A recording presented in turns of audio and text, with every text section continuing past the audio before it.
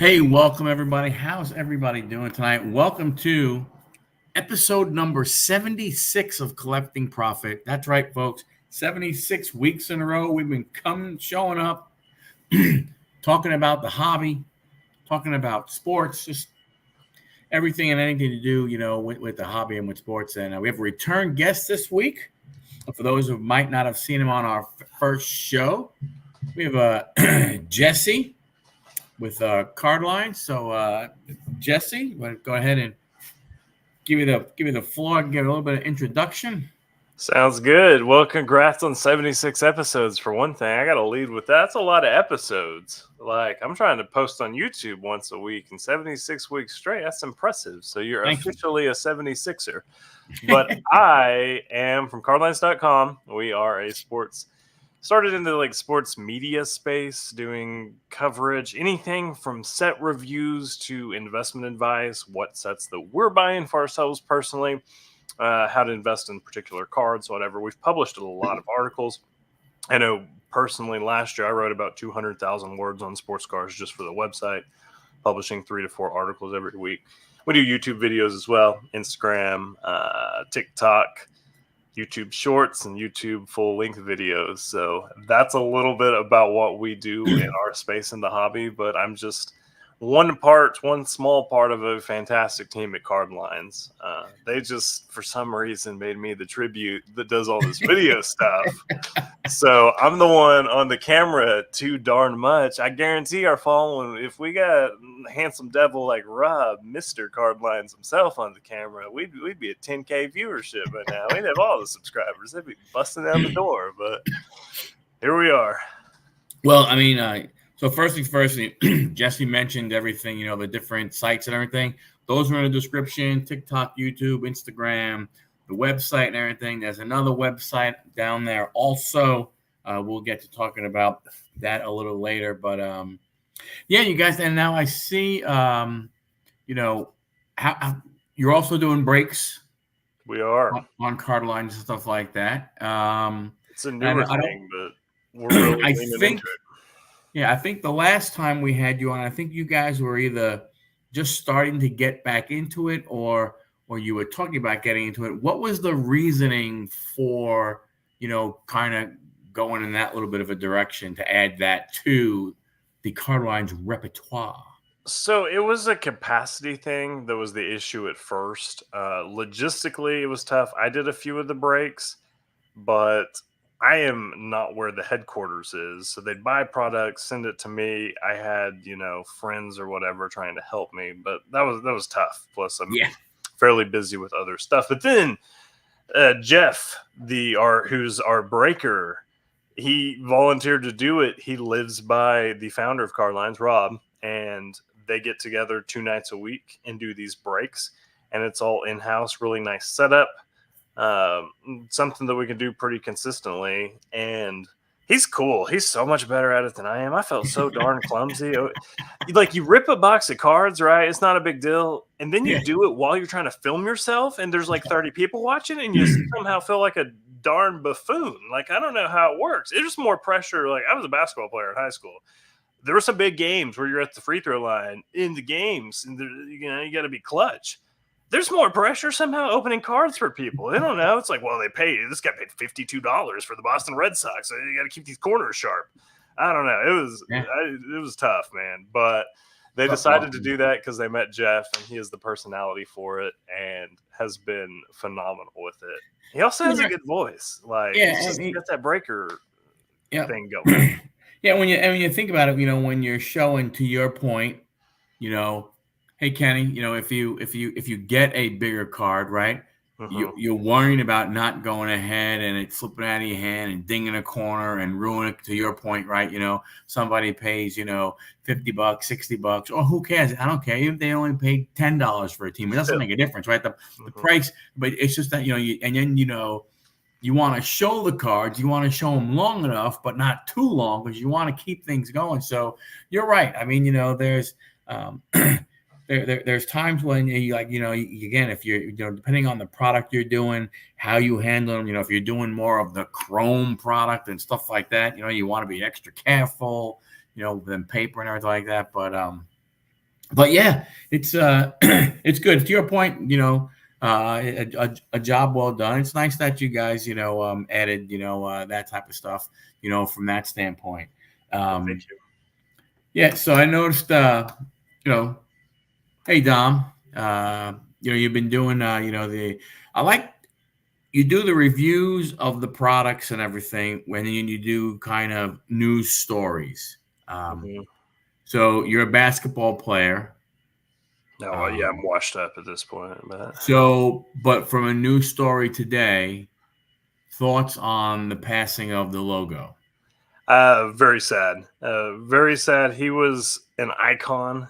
Uh, Everybody looks up to Jerry West. I know some hardened Celtics fans from back in the day that still know some Jerry West, and that alone. I mean, if your iconography can transcend rivalry, that alone is a testament to what kind of guy you are. So, yeah, obviously hearts go out to the family, but his lasting legacy will not be forgotten. No, it's not. And I was listening to, I was watching a little bit of the basketball broadcast, and they had actually there on ESPN. They have Kevin Hart doing his own little thing, and he had on Chris Paul, and they asked Chris Paul about him, and he basically said, it's like he knew how to talk to the players. Hmm.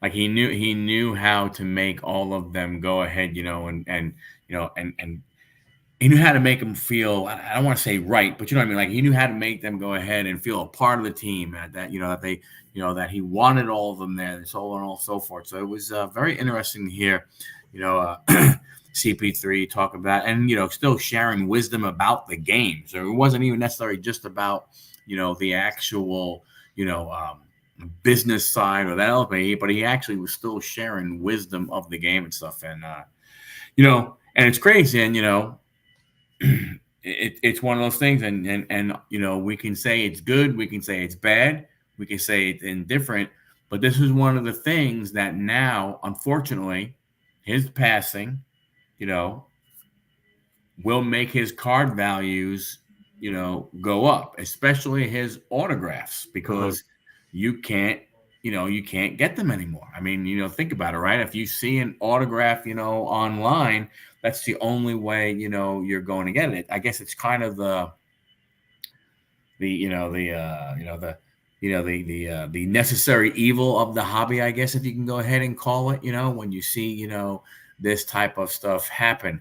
What do you think about that type of stuff when these things happen? So last year, when Dick Butkus passed away, in the following 60 days after his death, his card value went up anywhere from 18 to 30%, kind of depending on the cards. The 30% being that autograph that you're talking about, because it has that in-person connection. His rookie cards even saw a jump, and there's nothing necessarily in person that, like, there won't be any more of them like the autographs will. There's when somebody, like you said, when somebody passes away, there's no more autographs being signed, so there's even more finality there. But there's a 20 to 30% jump when that happens, and then they did plateau and kind of come back down, because I made an article kind of studying this.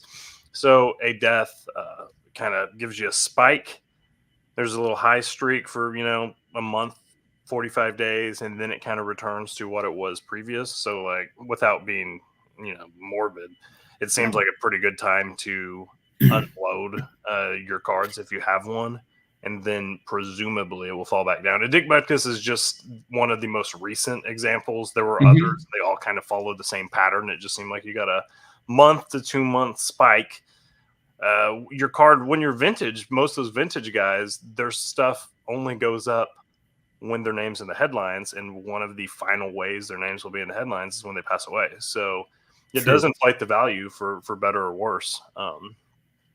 So yeah, if you're holding Jerry West, I mean, sell it. I'm not saying like sit around and Google like oldest living baseball Hall of Famer or whatever, and buy these cards and prepare to unload. But if you do have them in your collection, it's not a bad time Well, to sell.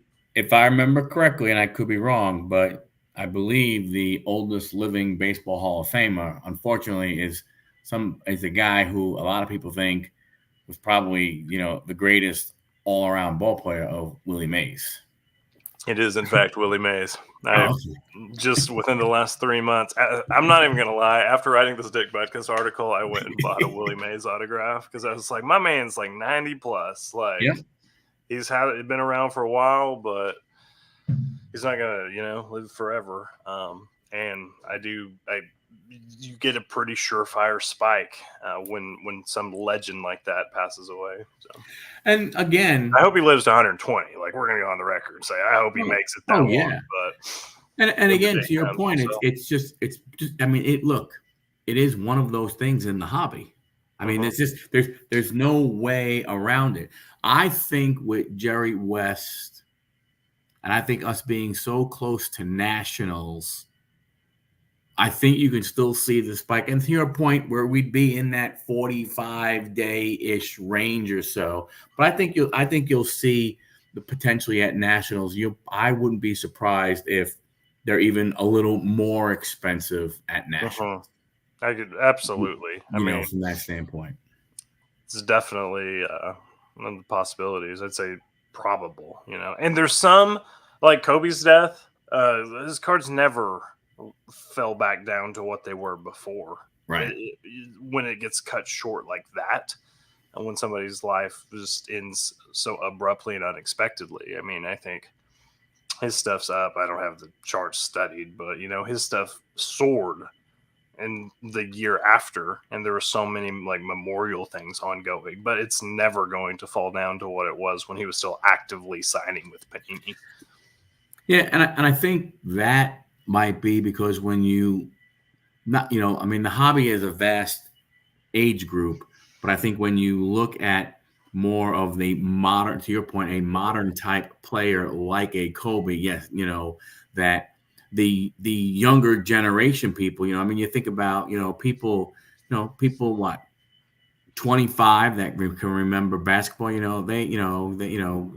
they watched a decent amount of him, because he was always around. So so you have a younger crowd to the older crowd. I think with a modern player of actually seeing them play, what do you want to call it?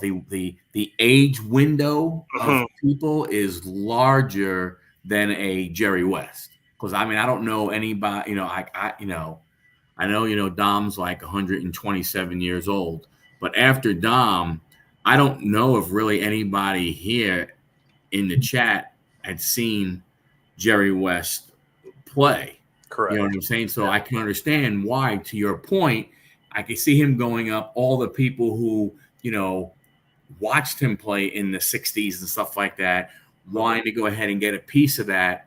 But I could see that not being the same. Maybe and I'm not talking about like true hoopers and, basketball guys, but the fan, there are going to be some that are going to buy it just because, oh my God, that's the logo.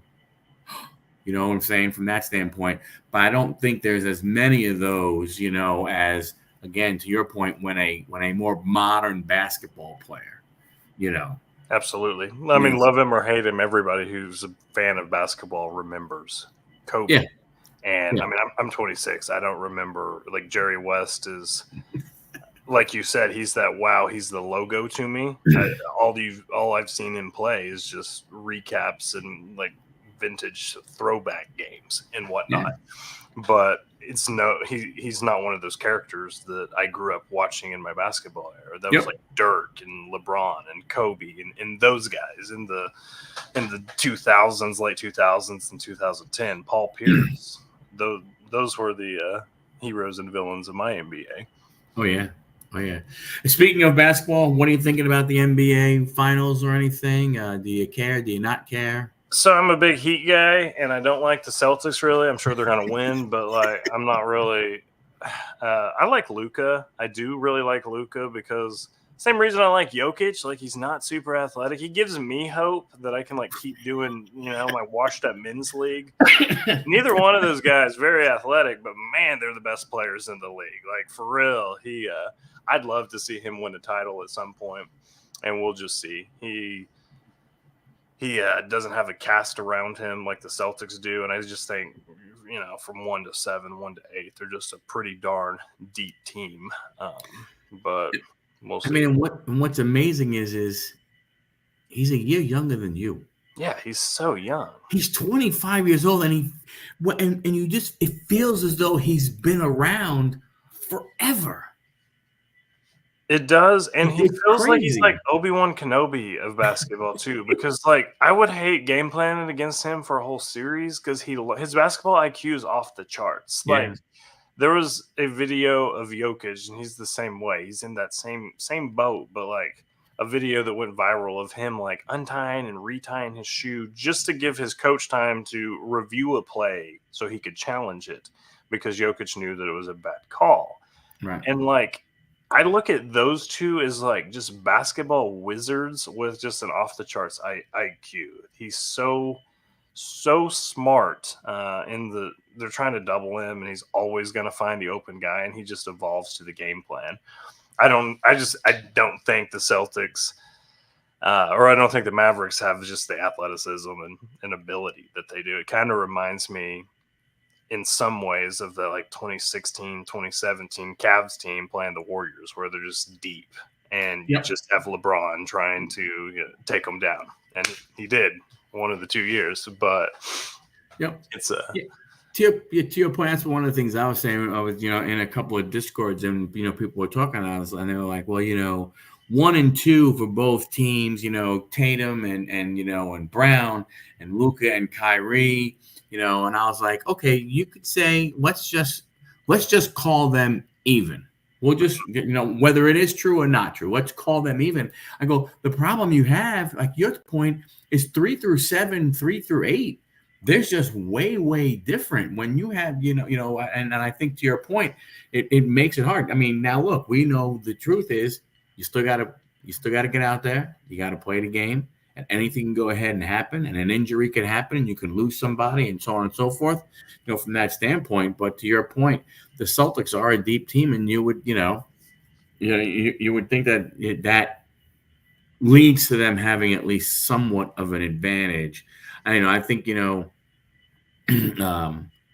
with what they have, when you have Dirk White and you have Holiday and KP's hurt now, but even figure Al Horford and stuff like that, and they have enough shooters also to go ahead and help them. So I think it's gonna be good. I don't know, I don't care sweep or not sweep or anything like that. I just, to me, let's have some good games. I never really. That to me, that's important. I know the NBA would like it to go 7. I mean, who wouldn't want it, right? Uh-huh. You'd love all that revenue and everything stuff. Yeah, no, absolutely. From that standpoint, do you think playoff time affects the value of that sports cards? It does. You just got to have the cards before the playoffs get there. It's a nightmare to be like, oh, I think the Pacers are going to make a run. I'm going to try to buy Tyrese Halliburton cards. And you're trying to like buy, flip, sell, and unload while the playoffs are here. Because it all spikes. It doesn't all spike. There's a lot of buildup just around like preseason. But for the players that end up making the deep run, their cards go up quite a bit. Luka's up, according to Card Ladder, 18-ish%, just as his market index since the playoffs started. So it really climbed. But as soon as they get beat, say they lose in 4, 5, 6 games, it's going to fall back down to where it was. So if you're buying Luka cards during round 1 of the playoffs, you just have the really short window to try to sell them. I'm always trying to sell the cards in my collection that I think are athletes who are performing well in the playoffs, be that football, basketball, NFL. Basketball's a little gracious because you at least have series to work with. There's ups and downs throughout the series, gives you a chance to kind of monetize the cards. Right. If you're holding, Brock Purdy cards next year, thinking, the Niners are going to win the Super Bowl, and then it's a very volatile game in football. You could get bounced in the wild card round. Then you're just holding until next year. So, Maddie's a big Pacers fan. Oh, nice. You said the right word. They were exciting this year, for real. I think they're good. I like Halliburton. I always liked Siakam. I was chasing his stuff in like 2017, right after his rookie season. I thought he was real good. So yeah, I think I do the same thing. That was one of the things that I did. I mean, I don't. I mean, I go through my cards that I'm going to throw up, and when the playoffs started, I was focusing on like stars from the playoff teams, and trying to get those up on eBay and stuff like that. I did it with, I did it with basketball, did it with hockey also.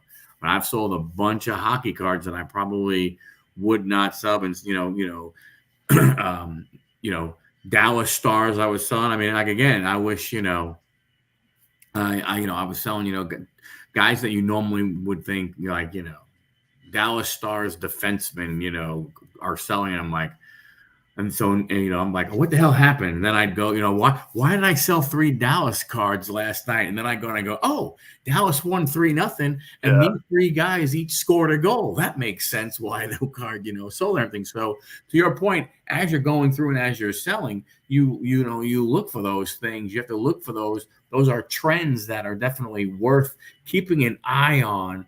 From that standpoint, And it it's does funny. help you. I love the ups and downs of a playoff series in any sport. Like we had games where after 2 games they're like Anthony Edwards is Michael Jordan's son, and then like 2 games later they're like he's not ready. Right. He doesn't have it. I mean, it's like there's just so much overreaction on all the first take shows and whatnot. I know. Those guys get out there with their insane takes for viewership.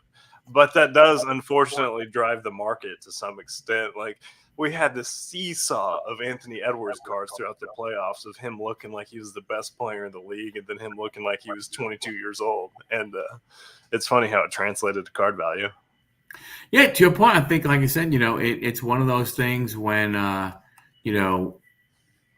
your point, if you have the cards already in hand, it's a little easier. But to go ahead and go, ooh, I got to go find some. But to your point, by the time you can actually get them and then turn them around, you could miss the boat. Yeah, and then you're just stuck buying real high. I mean, Yeah. for me, the sports cards are. It's like a hack that people just haven't caught on to yet, apparently, because it's like if Facebook stock was something you could invest in and you just knew like, oh, from October to December, it's going to be really high and you need to buy, February, March, and April. And there's just a cycle in every sport called in season, postseason, and off season. And it's just there's very clear times that you should buy. If you go back and look, basically any sport follows some sort of cycle like that. There's going to be some variations like the sports card bubble in 2020, 21 that threw everything way off. Yes. But for the most part, there's a lot of hype leading up to preseason. Season starts, and for most players, things kind of start cooling down a little bit. You're down 10, 15%, kind of depending on how the season goes. Some of them, when it's like, oh, is Jalen Hurts going to make the leap? Is he going to be MVP this year? Then their cards will keep climbing, whatever. Shai Gilgeous-Alexander was like that in the NBA. But just in general, if you pick out 10 guys and you buy during the deep off season, you start selling either when preseason hype hits, or if you have somebody who's on a playoff team, start listing right before the playoffs. You're going to make 20 to 30% just by playing the market in time of year. Yeah, and I think that's really that's great advice. It's definitely the way to look at it. And I think you also have to look at all things. In conjunction with that, you have to look at releases, right? When the new release comes out, Select Basketball, like Top Series 2 came out, and there, if you go on eBay right now, you're already starting to see, cards popping up on there, and some of the cards that some of the cards are being found. There's I don't know if it's Mookie Betts and Freddie Freeman on the card. It's not the Dodgers team card, but it's like another card and everything. The super short print golden mirror was already hit. Dang. And that's that's up there and stuff like that. The Gunnar Henderson, I think or the Jackson Holiday, one of those two, one of the short prints. That's one. I don't know how many there are, but one of the short print cards, somebody has already hit that and everything. So. I think I had one of those fun face Jackson Holiday SSPs hit just down the street at our local hobby shop today. Yeah. That's a cool card. That's definitely, but it's funny how those first day release cards hit the market and sell for so much. Yeah, well, what it is, Dusty, it's a play. It's Jackson Holiday.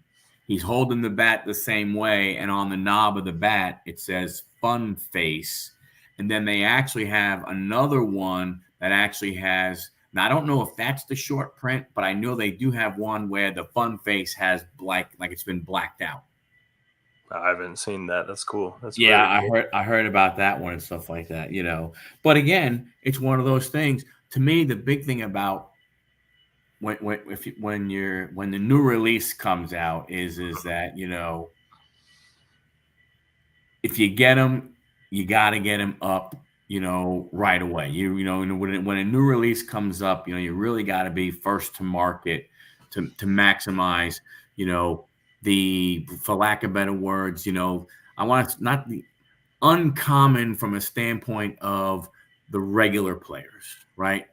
Not the common superstars, you know what I'm saying? But the uncommon, that's where you sell, Drew Holiday.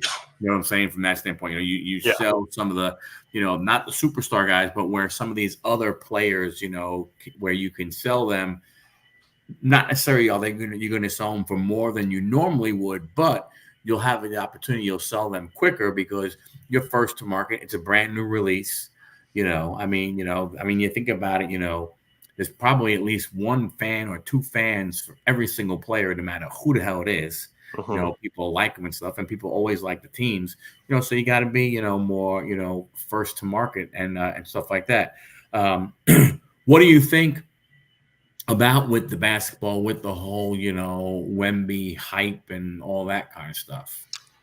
I mean, he's a monster. Obviously, he's super good. I think he just delivered on everything we expected from him. But I also think Panini's printing so many Wemby cards that like every collector can have their fair share. And I'm just worried that there's just an overpopulation of them. If you're buying anything, and I've said this about a lot of rookies, that anything since 2020 in basketball, I really think has been super overprinted, unless it's like just a hobby exclusive brand. But if there's a retail version, even Prism, I really am only wanting something that's numbered.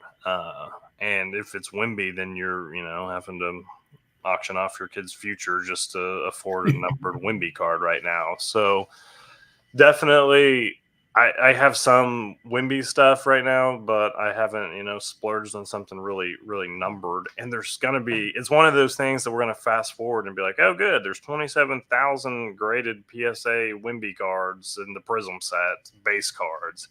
And they'll lose value at some point. I mean, Luca Prism PSA 10s were selling for $1,000 in 2020, and now you can get them for 150. And part of that is the sports card bubble. But the other part of that is just people realizing just how many there are. And there's not nearly as many Lucas as there are Zion the next year. And the next year, Anthony Edwards. And there's so many of those cards being printed and graded. Just supply and demand has to take over at some point. So let me ask you this question. And three sports: men's basketball, women's basketball, and hockey. You look at what we've had happen this last year. A lot of people say Wemby, generational talent. Hockey, Connor Bedard, generational talent. Basketball, women's basketball, Caitlin Clark, people are saying, I don't know if she's a generational talent, but the hype around her is going, crazy. Do you think which one of those three, and I think I know the answer, but which one of those three will have not necessarily the biggest dollar value effect, but the actual marketability or purchasing of those types of cards, the NBA, the NHL, or the WNBA cards? I'm going WNBA, I think, right now. Like Sabrina Ionescu's cards are up 20% over the last month. And it's one of those things that she's so good. But like Caitlin Clark might not have stepped in and just been the best player in the league, like I think some people were expecting her to be. But it's also exposed how good the talent in the WNBA really is. and there's a lot of them that are soaring in value. And I'm sure, like, whether it's right or wrong, is probably wrong, but it's the pretty attractive ones that are like really flying up the charts, like Yep. the pretty faces of the league are gaining a lot of value as well. And I was looking just at all the different WNBA growth. Some players aren't benefiting like Clark and others, and Clark doesn't have her Prism rookie yet. But UNESCO is one that in particular I was like, man, her cards are up so much. And she benefits because she has a Prism rookie from 2020, and most of the faces of the league in the WNBA were rookies before Panini did the WNBA cards. Yeah. So having such an iconic rookie card helps her as well. I don't even think she's the best player on her team, but her but you're right up a though. lot. She came in at that right time. Right time. Right. Absolutely. She came in at the right time right when they were coming back with the product, and she was the number one pick. Yeah. Right? Yep. Yeah, she was the number one overall pick, right? Yeah. I think so. I don't know. I didn't follow WNBA. I mean, kind of follow it.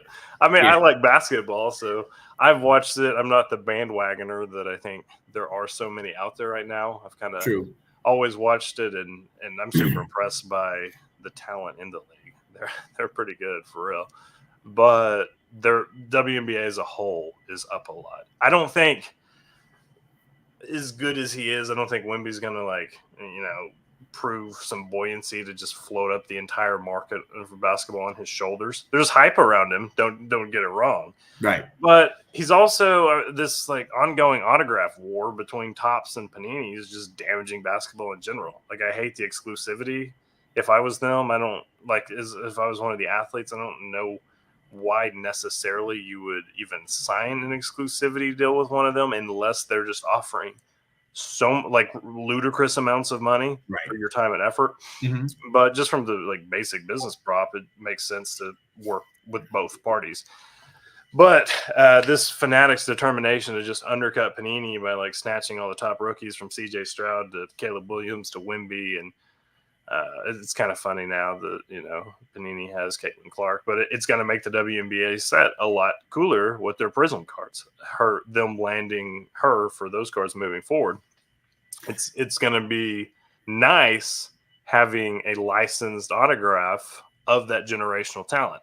I don't know hockey. I'm assuming that there's not that going on with Upper Deck, and Bernard. He's in his rookie autographs in the Upper Deck sets, correct? Yeah. So it was crazy, he had the Young Gun was his first card, and the price of hobby boxes was just stupid. I mean, how much they were selling before and how they were. And I think you make a great point. Hockey overall, it is, like you could hockey's a hockey fan or a hockey people who are into hockey and everything like that. It's funny, you don't have a lot of casual hockey fans. Mm-hmm. Right? You have casual basketball fans because of what you see these guys do. You have casual football fans to see what those guys do.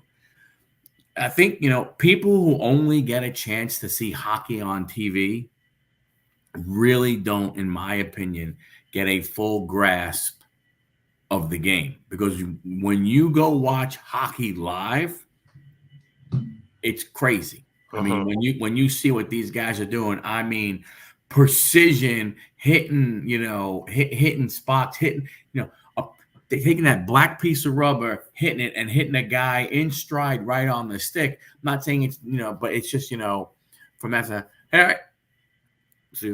All right, Kenny. Hey, good luck, buddy, with the doctor. Hope everything continues to go well with your brother. Have a great night. From that standpoint, I think, in my opinion, from a hockey perspective, that one will have the least longevity of bump. I can see that. You know what I'm saying? I don't see that one. I think I agree with you in the WNBA, and here's why. And you made the point. See, I don't think the hype around Wemby will drive the other players' cards up, where I think the hype around Caitlin will help drive some of the other players. Because and the reason why I say that is to your point, all of a sudden now you're going to see those players more. So you're going to understand how good Brianna Stewart is, how good Diana Taurasi is, how good, a lot of these, women are at the game, rather than, catching a highlight on ESPN, maybe kind of, sort of, right? You know what I'm saying? From that standpoint, and paying attention to it. Whereas before it might have been, okay, and in the WNBA, hey, good time to go get another glass of soda. Yeah, exactly. Because we're doing WNBA highlights, but I think now, it brings more eyeballs. So overall, I think, percentage-wise, not value-wise, right? Because let's face it, a one-of-one Caitlin Clark versus a one-of-one Wemby, they're both rookies coming in. The Caitlin Clark is never going to get near the Wemby price. Never. But it's like you said, it's a percentage thing. But a percentage thing is her one-of-one is going to be leaps and bounds beyond, the next player, one-of-one stuff. So it's interesting. Sorry. Yeah, it's interesting. That Panini, with all the printing they have been doing, that you haven't seen them push up WNBA.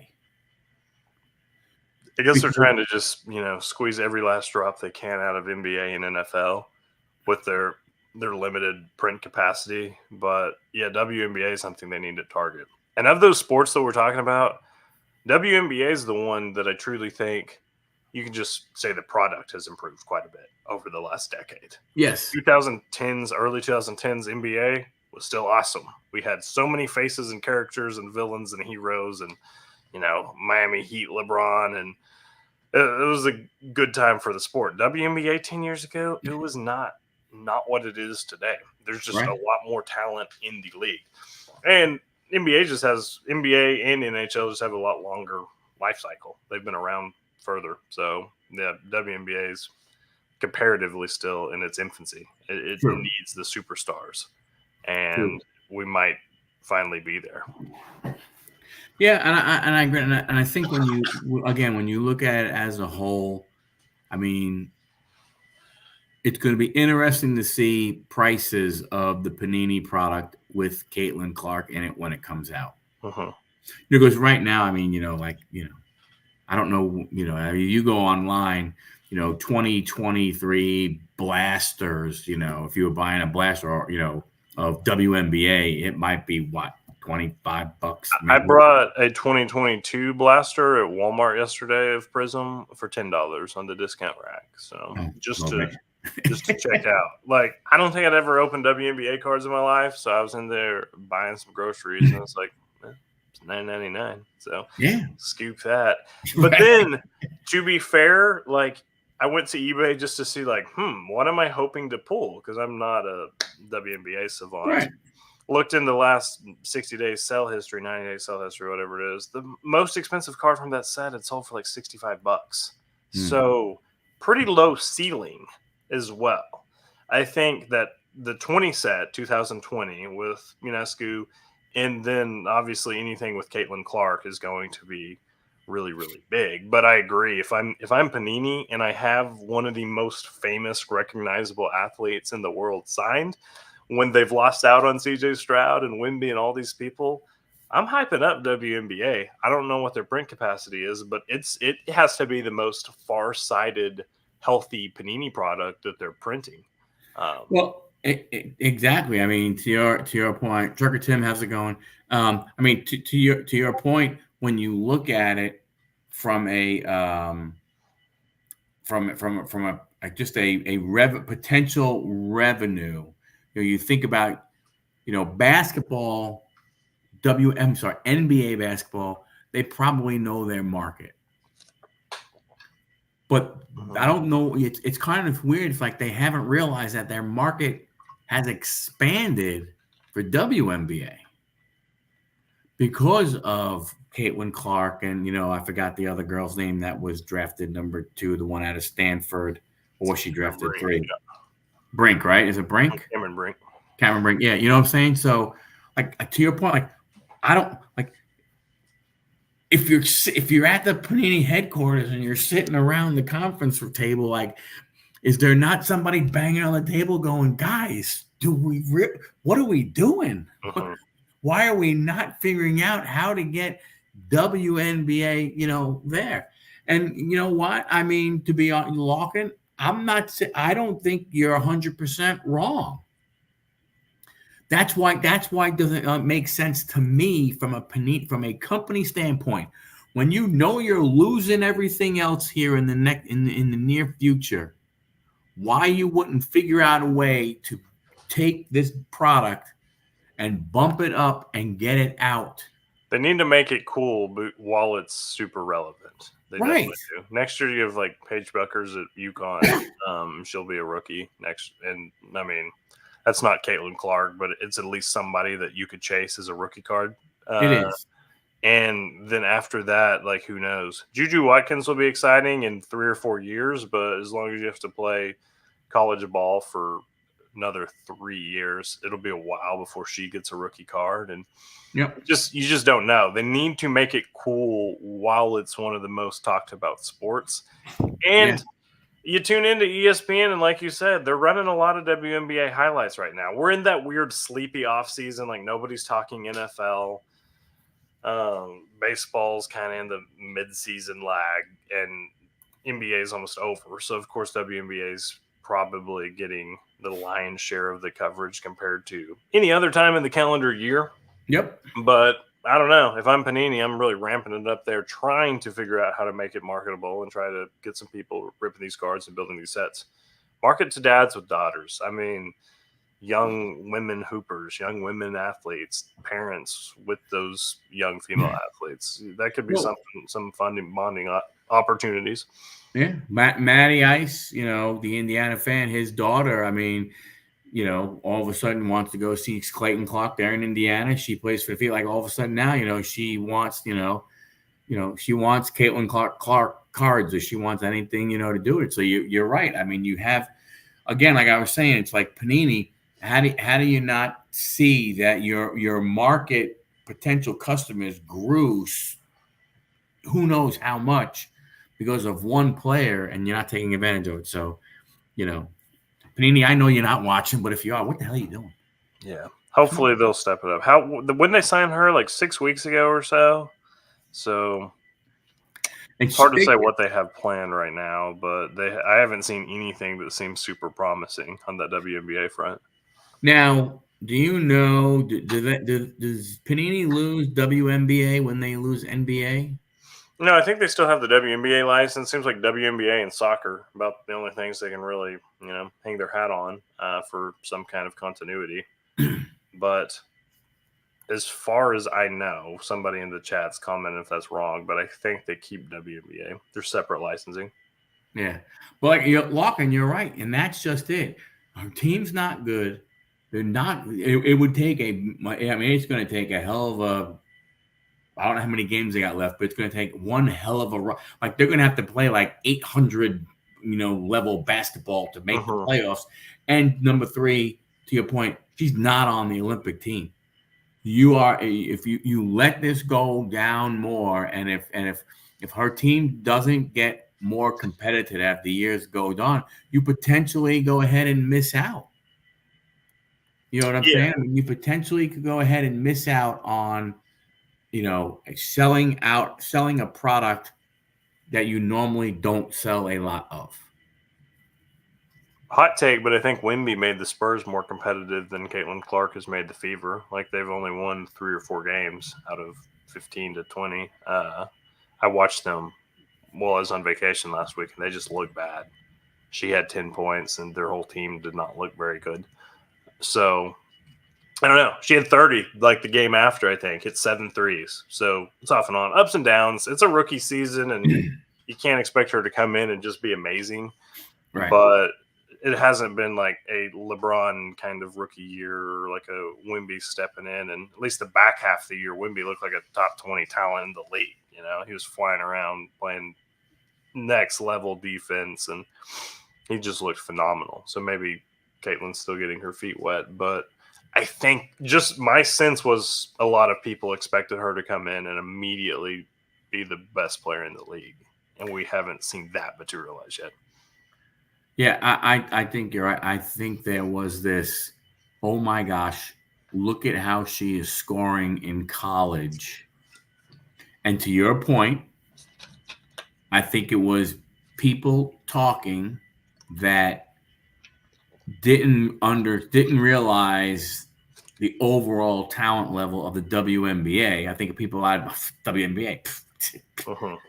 She's gonna I tear can it up, score tear it 40 up. in the WNBA. I've heard that from so many people. Yeah, and it's funny, and people kind of sort of laughed at Diana Taurasi, Brianna Stewart.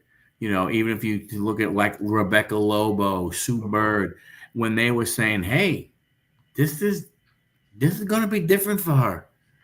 You know, you think, and the true point is that I think your point of the difference between Wemby and her is definitely true.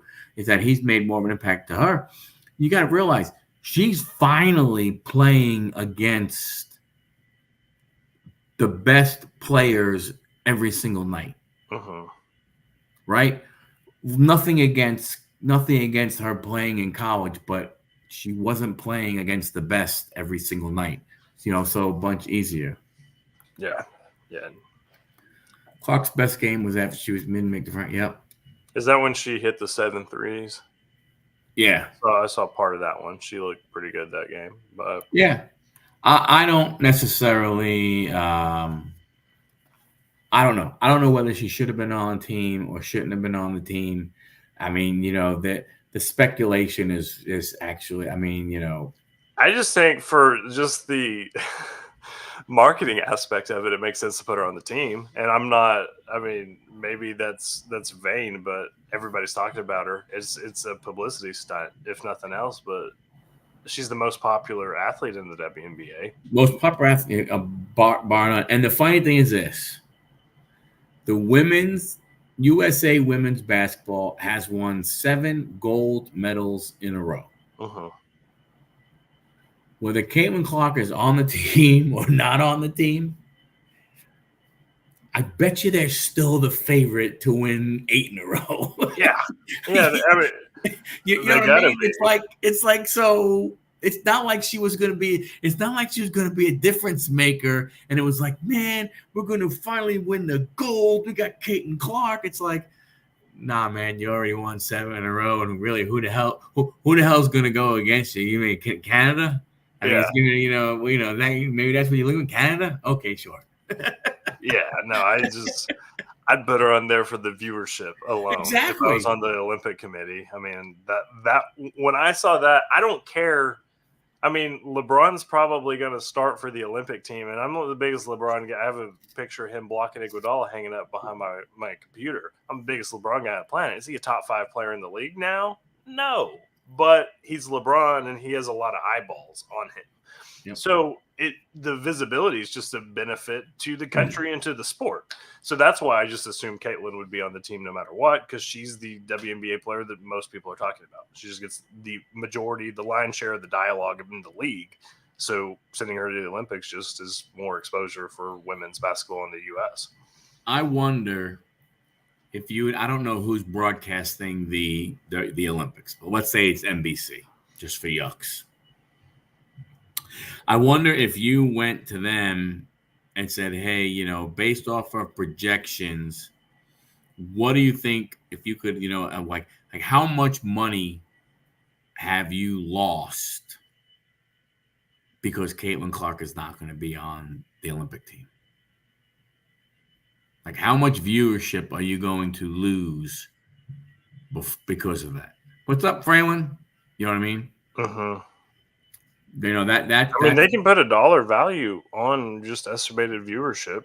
And you can even look at the NCAA tournament this year and just say, like, here's the Final Four game with Caitlin Clark and here's the Final Four game without it. It's a pretty stark difference in viewership. People are tuning in to see this girl from Iowa play basketball. Yeah. And that's the thing that surprises me from that standpoint. And again, you know, she didn't make the team. It is what it is. But, you know, that's, you know. Leaving money on the table. Yeah. The calls. Yeah. To me, the WNBA would have gained eyeballs. The Olympics would have gained, more eyeballs because there would have been people watching who will not watch the women's game. And now because of this, you probably have people who I might watch some to really, you're not putting the person who is getting the most ink on them, most viewership on them on the team. Yeah, I'm not even going to bother watching now. From that Yeah, it standpoint. is. I mean, it surprised me for sure for several reasons. So that's one of them. I've struggled watching college men's basketball over the last few years because of the lack of future NBA talent in it, and I'm just more of an NBA guy. But Right. kind of like you said, it's one of those things where it's like, well, there's not a lot of prospects I'm trying to follow, so I just struggle to obligate to tune in. I'm not watching Dayton play Iowa State just for the heck of it. I'd much rather just watch an NBA game. But in Excuse the me. same way, there's a lot of like those casual women's basketball fans that I don't think will want to tune in for the Olympics now without Caitlin on the team. But we'll see. I mean, they know a lot more about it than I do. It's like Yeah. when I, make Monday morning quarterback calls about, the Raiders coaching decisions when they spend every day with the players. So Right. they're pretty darn entitled to make those calls. But But there's Maddie right there. He's saying like he can't wait for ticket price to go down so he can take his daughter to see her. mhm. And walk in. You're right with so many world championships and all the other kind of stuff and everything. I mean, I think the Olympics has lost some of its, luster. It has. There's a lot of. I mean, See, FIBA he'd scores rather watch said any college game than the NBA playoffs. That's interesting. yeah. I have a lot of friends that share the same sentiment. I just transfer portal between that and just the lack of any continuity. There's so many one and dones now at the college level that I just can't get into it. It's like I don't know, reading a 30-page book versus a full-fledged novel. Like I just want storylines and beats to develop. I'm a nerdy writer. Like that's kind of one of my little Yeah. hobbies. But in the NBA, you have players that you're cheering for 15 years instead of kind of a flash in the pan. And there's a lot of that in college now. Most definitely. I mean, I think the interesting thing with the college basketball and stuff, is that the whole how the NIL has changed. I mean, whether you like it, whether you think the players should be paid, whether you think the players don't be paid because they're on a scholarship and so and so. I mean, that's neither here nor there. But the truth of the matter is you can't say that NIL has been good for college. It may be good. No, I'm not talking about not good for the players. That was good for Yeah, the players, but it's great bad for for the the players. product. Yeah, But, but to your 100%. point, right? But to go ahead and now it's like, you know, these guys, I forgot who it was, but they were saying, that uh, one of the colleges they were talking about, like the coach was saying, look, if you want me to go ahead and get better players nowadays, I need a bigger bank. I need a bigger bank account. Uh-huh. I mean, when we need something more, because what are you going to do when I don't know, school whoever, Texas Tech, and they got the oil guys and everything with all their friggin' billions of dollars. If they want some good players, they can go ahead and say, hey, you know, you could represent my car dealership, and I'll give you, a bunch of money. That's why, like, to me, it's going to, switching to football and the NIL, it's going to be interesting. Caleb Williams, because he's really the first, right? Isn't he like the first big NIL? Yeah, he's the Athlete? first Gen Z starting quarterback too. Yeah, yeah, uh, but 100%, he's already loaded, and just from yeah, NIL stuff, and it's kind of just the rich get richer. Like the ones that aren't going to be future prospects aren't making that much money. Like I have a company. Like what I do full time is oftentimes work with NIL athletes, Right. baseball and softball, and the ones that make a lot of money in college are the ones that are going to make even more money on it in the pros. And the rest are happy when you Venmo them $80 for affiliate sales at the end of the month. And Right. it's kind of just a short-term thing. Yep. But I mean, will they? They're not going down right now. There's still plenty of hype around her, but they will slowly. I think as the season goes on, if that team doesn't do well, I think some of the shine will start to wear off. that would probably be a good time to buy because like she's super talented. They're gonna be good at some point. Yes. And she's gonna go ahead and and I mean, unless she doesn't get hurt, there's nothing in her game that makes you think that she will not be able to, become a scorer as she learns that game more and she gets used to, the physicality of the WNBA, the different types of travel in the WNBA. As she gets more familiar, you would think that, she would slowly, become that, that scorer.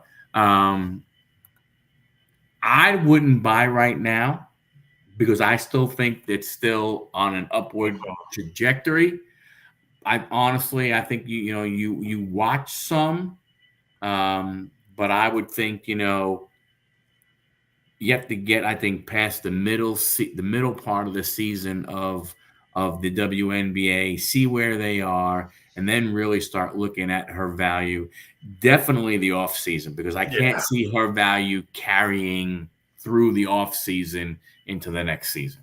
That'd be a good time to buy. And just based on the release schedule, like I don't think Prism WNBA is in the nearsighted future. So you could wait for the initial release hype to die down a little bit too there before you consider picking some up. Sometime in the sleepy off season would be a good time. Yeah. Yeah, and I agree. And to your point, if you're going to buy anything of hers right now, what are you going to buy? Mm-hmm. Yeah, you're getting Bowman U stuff, basically. Yeah. Bowman U autographs. I pulled her first Bowman auto in a Cardlines break that we did, numbered to 99 a long time ago. Nice. It was when that product, it was on release day of that product, and they're worth so much now. I sold it so fast for like 500, and they hit like 3,500 during the Final Four run, the championship run. Well, that's one of those things you just gotta, you turn and burn, and you don't look back. 100%. You don't completely look back. You peek a little. Yeah. You do. I sold some silver Jokic prisms a while ago. It was one of those. I'm like, well, got to peek back because I always liked him from like the first year he played and looked competent. And I was like, this guy can't move. He has a 4-inch vertical and he looks like a wizard out there. I love it. But unloaded those way too early. We all have those stories there, those regrets of stuff that we've moved way too early. That's part of the game. As long as if you sell it and you make money on it, it's a win. You just some wins are going to be a lot bigger than others. And look at it this way, Jesse, we've also been on the other side. Mm-hmm. I'm going to buy up a crap ton of this player, man. And, look at it right there. A bunch of people who bought, Justin Fields. What about that sorry son of a bitch who paid that $115K for Mac Jones finite 101 black? Who's that? I'm just kidding. It really is though. Like, what a fall. And I liked him. I mean, I did. I thought he was all right his rookie year. Now he's like backing up Trevor Lawrence. I mean, you think about the guy. Guy. He's in He's in Jacksonville, isn't he? Yeah, he's in Jacksonville now. He's backing up a guy who got drafted in the same draft as him. Mm-hmm. It ain't even like he's going to friggin' be like, Patty Mahomes' backup or someplace else that has like an older quarterback. You go ahead. You went to a place a guy who's your age. Yeah. And and Trevor Lawrence doesn't look like the second coming we were all promised. I mean, he looks good if you watch him. If I'm a Jacksonville fan, I guess I'm like bite the bullet and pay him because it doesn't get better. The whole organization in general just seems fairly mismanaged. There's been a lot of he's had a turbulent start to his NFL career. Yep. But I just remember all the hype in 2021 where they're like Trevor Lawrence, Zach Wilson, Justin Fields. And now, most of them are like deep backups now. Yeah, it's crazy when you look at it. That's what I'm saying, and that's why I say, right? As many times as we have, took a card, sold it for a couple hundred, and it went up, to 5, 6, 7, 800. Probably had more incidences where you've bought a whole bunch of cards that maybe you didn't pay a lot for. Maybe you're buying them up at $3-4 a piece because you said, man, these things are going to skyrocket. And now they're worth, 4 cents. For the for all of them. All those guys buying Zach Wilson, ripping and flipping, just said he sold his Zach Wilson right away. That was the move. Like, that's the only way to have not lost 98% of the value on those.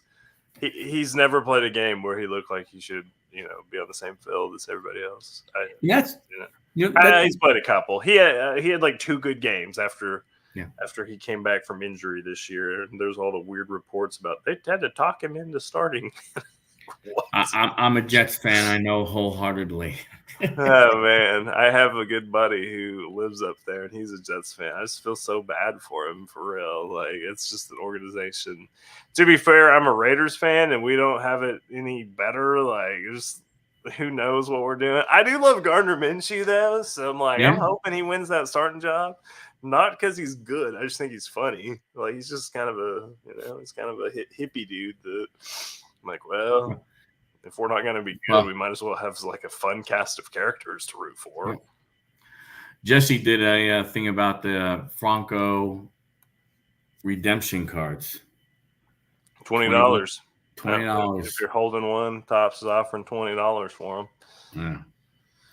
And I didn't know that all people holding a Franco redemption got one, because when we published that, we heard from a few people that said, I have an outstanding Franco redemption and didn't get this. So we were talking internally, like, did they just offer that to the people who had like nice Franco redemptions? Like, hey, sorry, man, you're numbered to 15 Francos now worth, $20.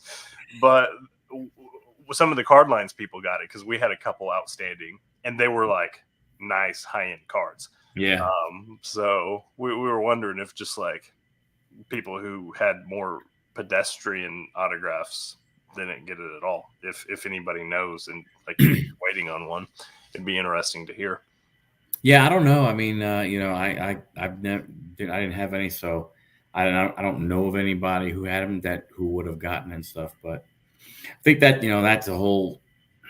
I don't know. I mean, he's done. Doesn't make any difference. Bauer is done. I mean, I don't know. I don't know. Those things are going to be difficult again, it's one of those things where, that speculating, prospecting and saying, hey, I want to, that's the one thing that, is so different. That and injury are the 2 things that, them doing something stupid and injuries are the 2 things that, throw your whole prospecting stuff right down the crapper, man, and stuff. And it's like, people were saying, like I've always told people, I said, if you PC a team or if you PC a player, and there's a hype around them and you want to keep it, I get it. But on some of these young players, to me, if you don't PC them, sell when you can and get the most bang for your buck as you can right now, because what's going to happen is they don't turn out and you're holding. Next thing you know, value, goes south. Yeah, it does. And that's why vintage is just so much safer and so much smarter. I've been buying a lot more vintage this year. Have you really? It's not as fun, but you're not going to be at risk of making negative headlines if you're 73 years old. So, now, why do you find it not as fun? Because it's fun to sit on the couch and cheer on Shai Gilgeous-Alexander because you have a good rookie of him and you want him to win league MVP. I don't, sit around and cheer on Jerry West or any of those older guys as much. But true. True. What do you think about the new baseball? Have you done anything? I didn't see anything. You're going to do something on Top Series 2? Yeah, so I made a video today. I don't even post the videos anymore, so I don't know when they come out for real. But I made one about the Jackson Holiday Fun Face SSP.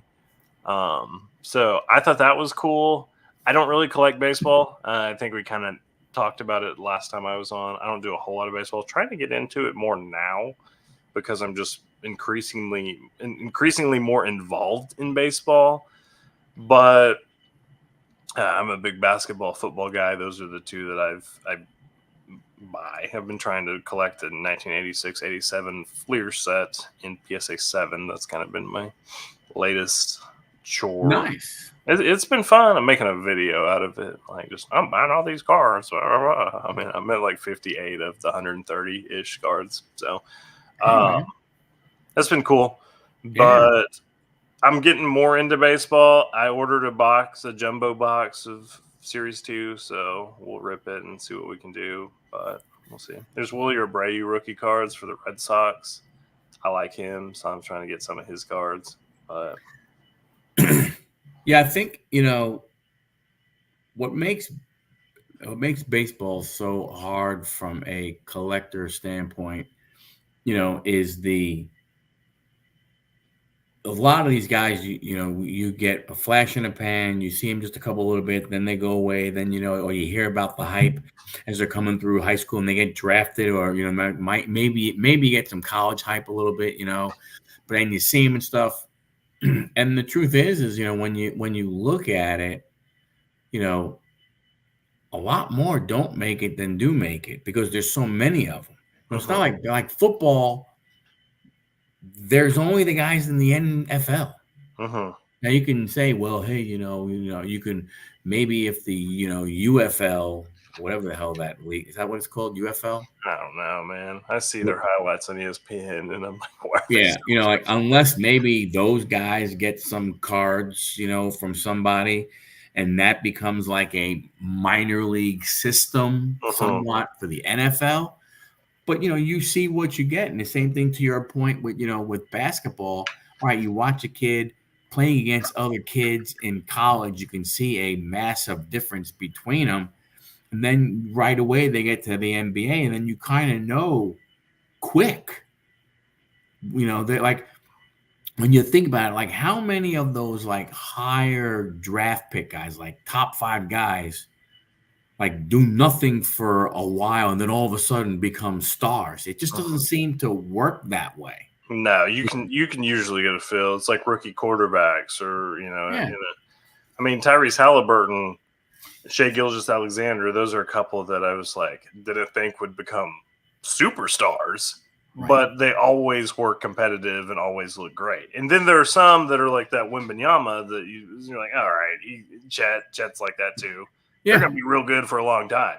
Yeah. Then some of them make some unprecedented leap, but it's no, as far as cards go and just talking about sports, I always preferred Optic over Select in basketball and in football, because to me, Select always felt like a product that you needed like a handbook to unpack. They're like, oh yeah, we got courtside and field level and premier and mezzanine and concourse, and there's so many just different tiers of scarcity depending on what sport you're ripping. But there's just a lot to it. And when a product needs a handbook to go with it, or some kind of insider knowledge, it's like that seems like a lot more work. But I stayed away from baseball for the longest time because it seemed like there was also a steep learning curve. Because now it's like, oh, we got first Bowman cards of these prospects, and like they're only 14, but we're sure he's gonna be good. And I'm like, Right. yeah, that sounds promising. Panini Stars and Stripes is coming out. There's like some 13-year-old autographs in the set. I'm like, oh yeah, bet that works out. My man hasn't gone through puberty yet, and like they're just saying he's gonna be the next great star. So you don't even know like the learning curve of like what's a rookie card versus a prospect card. Even when I was writing about basketball and football and grew up collecting them, I was like, I'm not messing with baseball. But I'm finally getting to the point now where I'm like, all right, I got it. Like, I know who I want to buy. I know when I want to buy them. Yep. I've stayed away from the Bowman stuff because it feels way too risky. I mean, I know what 16-year-old boys are like in high school. I'm not going to bet my livelihood on one of them to make it in the league, but it's I'd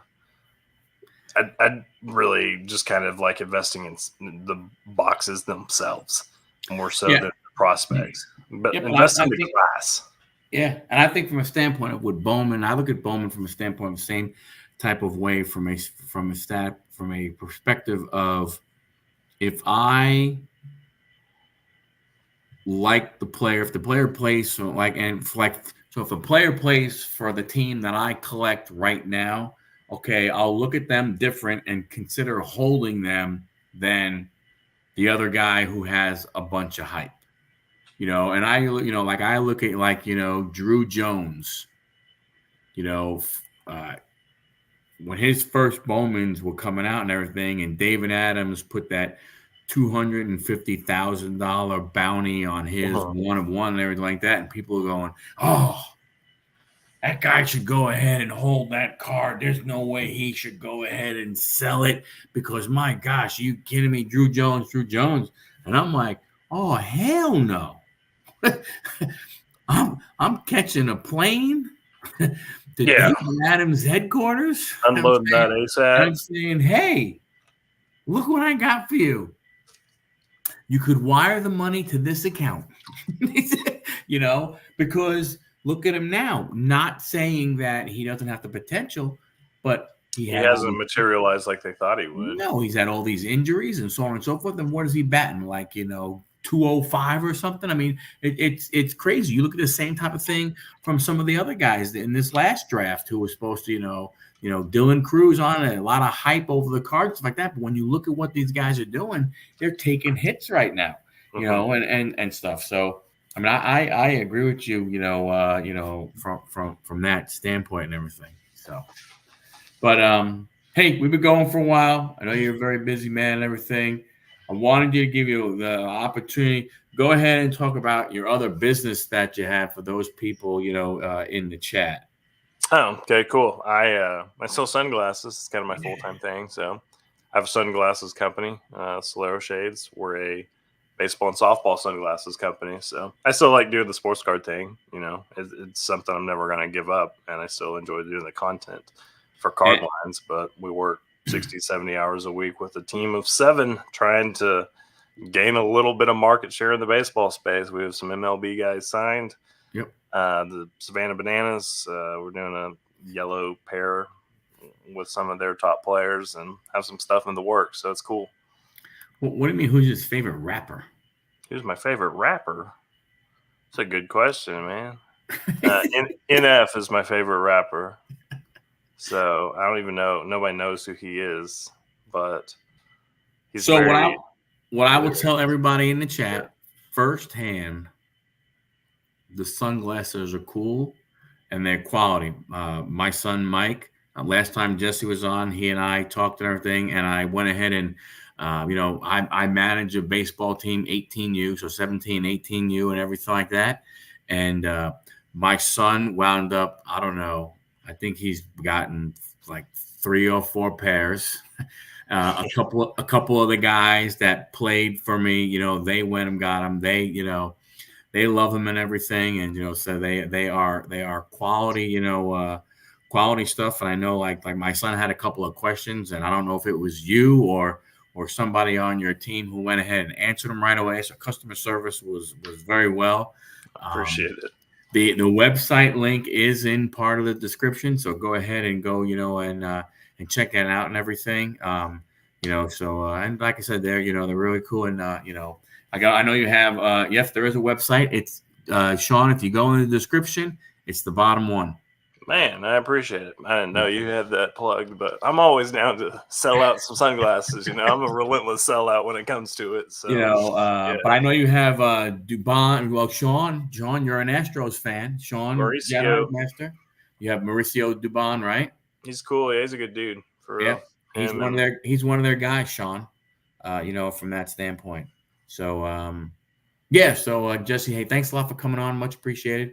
Don't forget, I want to talk to you for a couple minutes after we're done. Chat, thank you so much for being, very interactive. Appreciate, all you guys. about you guys being here and everything. Jesse, thanks so much for coming on again. Much appreciated. It was And fun, everybody, guys. Thanks for joining us. It was Yeah. real cool. And we'll see you guys at the next one. Episode number 77 coming up.